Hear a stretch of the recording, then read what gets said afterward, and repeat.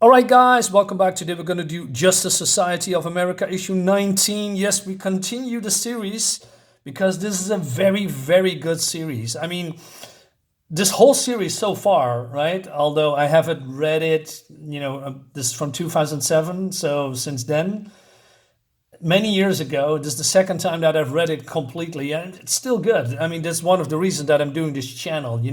All these comics that I have, these older comics, does it still hold up? In this case, yes.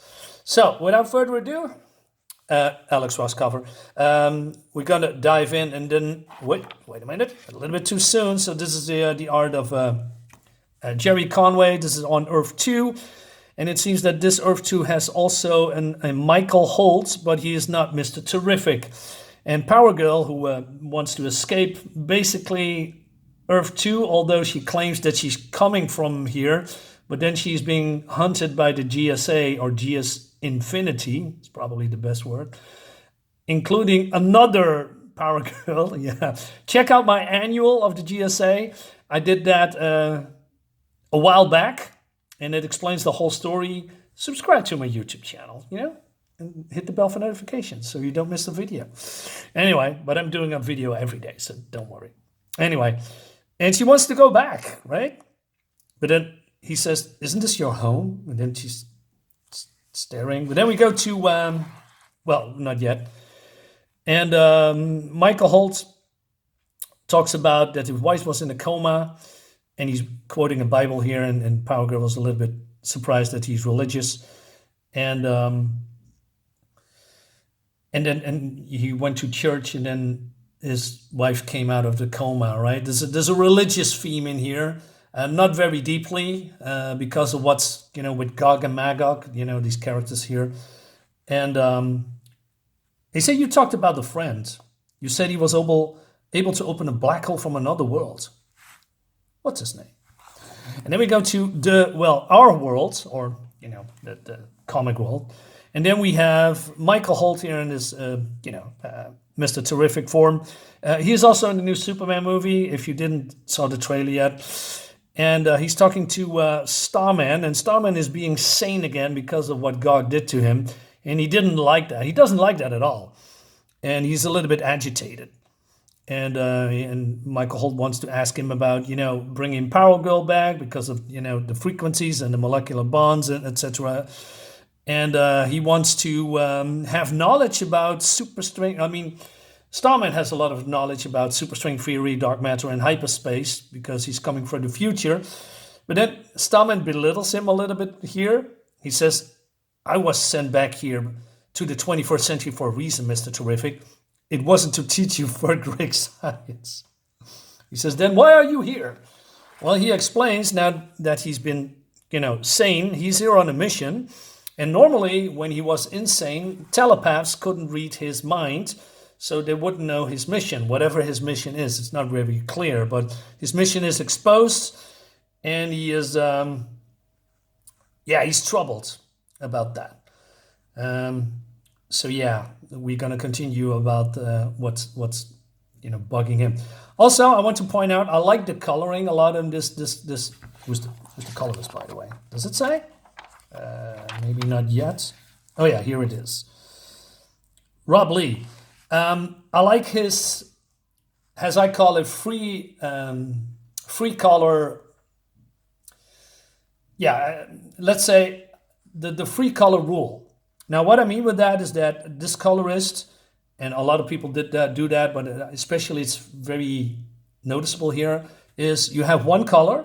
Let's say this one, gray here, right? Then it's darker gray, lighter gray, and then very light gray, and then it complements with black. Now, and that is mostly through the whole book, and it makes this coloring not oversaturated, but just perfectly, well, it's just perfect, in my opinion. I don't like when colorists are going all out and then bombard you with your senses with billions of colors. You don't need that. You only need one color with three different aspects of it, a lighter or a darker, and then another variant, and then you finish it with black. That's all you need. And then you got stuff like this. Sometimes two coloring, mostly when it comes to, well, mostly free coloring. So, for instance, here, this coloring is really, really good. And it also uses the free coloring and also a two coloring rule. I mean, I call it the free color rule. I just made that up, but that's I like that. So Dale Eaglesham is taking now over, and it seems that this guy's been resurrected, and Magog is now, well, he's now a new character, right? And so Flash here with Dr. Midnight is basically speculating that his power levels is on par with Superman. And so Superman says he's not Lance Corporal David Reed anymore. Flash, God has made him to his herald. He called him Magog. He says, I came from another existence to stop him, but he never knew his true identity. But it seems that he analyzes DNA of everyone that he's associated with. And it seems that David Reed's been altered to the very core. I'm not sure he's even human anymore. So then Cyclone says, but Magog was a bad guy in your Earth, right? David's not a bad guy. He's not going to go crazy or anything. He fed Frankie a banana this morning. And when we were eating, he was telling me how he knew how it feels. And bad guys don't feed monkeys, do they? At least David's not dead, says Courtney. Isn't that what matters right now? That he was resurrected? But then she says, does that mean when Gog is around, no one is ever going to die again? And there's some awkward silence here. And he says, thank you, Gog. All right. So Magog is here in his, David, right?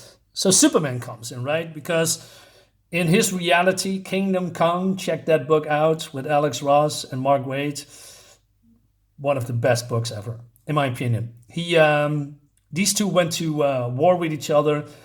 And, Kansas was exposed to radiation. It went really, really bad, right? A lot of people died. So, but it seems that Superman knows Magog, but Magog doesn't know what happened in his reality, right? So Superman is a little bit suspicious. He says, you lost your eye and an arm, your humanity. You don't seem upset. I'm sad. I'm thankful for not taking a nap in the dirt.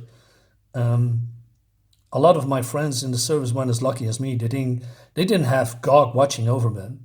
You mean a God? That's what I said. There's a lot of tension here. So he says that he wants to help people to make a difference. Superman says, God remade you in his image. Doesn't that bother you? I owe him my life. Your powers has been heightened 100-fold. So basically also his responsibility is more difficult and, more, the choices that he make will be difficult. And I know you think Gog's trouble. That's what everyone's saying. But even you can argue that all the good he's done. But then he wants to burn Superman saying, did you ever save that many people? Yes, he did, Magog. Superman saved a lot of people, more than the other one. But then Flash comes in and he says, hey, we have trouble. All right. But then we go to, I believe this is on the border of Kahndaq in the desert. And the one that is talking, that is Black Adam. Black Adam's wife or partner, his lover, Isis, died here. And that happened in the GSA book before this volume. And that one is pretty good as well. And it's pretty dark.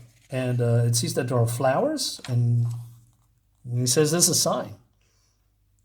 And a direction, west. Isis want me to fly west. So I wonder what that is all about. So more sprinkling of storylines. Meanwhile, in the jungle, it seems that the rest of the GSA have an argument. So Green Lantern says, we cannot let Gog do this. Gog is leading us to where people need help, Alan, says Hawkman. If we stay on this path in this direction, we'll be heading right into Kahndaq and then the Middle East. Do you think they're going to let them walk right and transform everyone with a gun into trees? But he says, well, I will make everything good again. These wonderful creatures deserve it. But Alan calls him out. He says, stop the innocent act. You're aware of the complexities of this world. You're just choosing to ignore it. And then He's been called down by all the people that is on the sides of Gog, right? And so yeah, there is some. It's gonna, let's say there's a powder keg that's being lit on. So there's a team. There's the half of the team is for Gog and the other ones are against him. But then the rest of the GSA comes. Ah, Magog, your presence will inspire faith. Ads. More ads. All right. So Flash tries to reason with Hawkman. The three of us needs to talk. About what, Jay? What God can do for this world is bigger than the Justice Society, Alan, and you want to stand in his way. What can God do, Hawkman? He essentially killed dozens of soldiers when he transformed them into trees. We don't kill, ever. Well, he has another idea. Sometimes it's the only choice. Never, Carter. Your sense of justice is as strong as I've known in the thousands of years I experienced. But your sense of reality is pure fiction. Those who want to move forward, let's move. We can't let you. Oh, man. So, and then we have a standoff, right, between the half of the GSA. So that is not good. So, Tommy, get over here, says, why am I forgetting his name? This is son, by the way. I forget. I just forget. Wildcat. Jesus. Sorry. So many characters. All right. Don't do this, Carter. All you have to do is step aside, Alan. So basically, Gog orders to Magog to take action, but then Maxime is a little bit troubled here.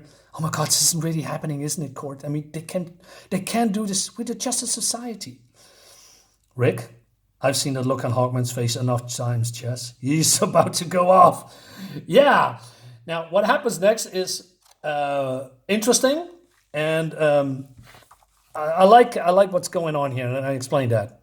Losing your temper always clouded your judgment, Carter, and it's not good for the kids to see this. Now, I like this. I mean, Jay and Alan are basically the parents of the Justice Society of America, and I like their very strong sense of parenthood and protecting kids, even if it's from their own friends when they are going ballistic and crazy, right? I mean, you shouldn't go on a rampage with kids seeing how basically you can explode and even attack your friends. It's not a good look. So I like this sense of justice and sense of parenthood. That's really well done. That's the core of the Justice Society, I think. Family, blood related. It's just, they are not a superhero group. They are really family. I like that. Anyway, so fighting. So they're going at each other, and Tommy, what the hell are you doing? You hate fighting. I'm not fighting, Pops. I'm standing up for something. So Superman comes in. He says, son, please, you don't know the path you're heading down. Grant, don't blow it. You come so far. Just stay back, okay? And then Gog comes in, and Magog, and he basically teleports the rest to somewhere else. He says, Gog going to help us to save the world. So there is no brawl. They've just been thrown back into their headquarters. Superman is a little bit, frustrated. Superman, what happened? It's going to start. What is? War. A war between... There isn't going to be any war, says Alan. The Justice Society doesn't fight itself. And then something happens to Starman. And there is a voice. I'm thinking I'm making contact, Michael. They're here. You need to go. Fly towards the light. Uh-oh. And then we see Powergirl returning to her own... Well, is this her own home? I mean, if there is a Powergirl on Earth 2 that is not this one, then who is she? But then, they found me, JC says. And the voice says, you cannot escape. Not from us. So yeah, the Justice Society of America, or the GSI from Earth 2, is coming to this reality, and it is trouble for the current Justice Society of America, which concludes, of course, in the next issue. Another banger, like I said, is really good. yeah, I don't know what the storytelling is, but Geoff Johns, man, he is knocking out of the park. I'm really, really into this. I said it many times, and normally I wouldn't recommend much comics because it's all personal opinions. I definitely 100% recommend this series. So if you can get it, just get it. You won't be disappointed. Guys, thank you so much for watching. I'll see you next time. Bye-bye.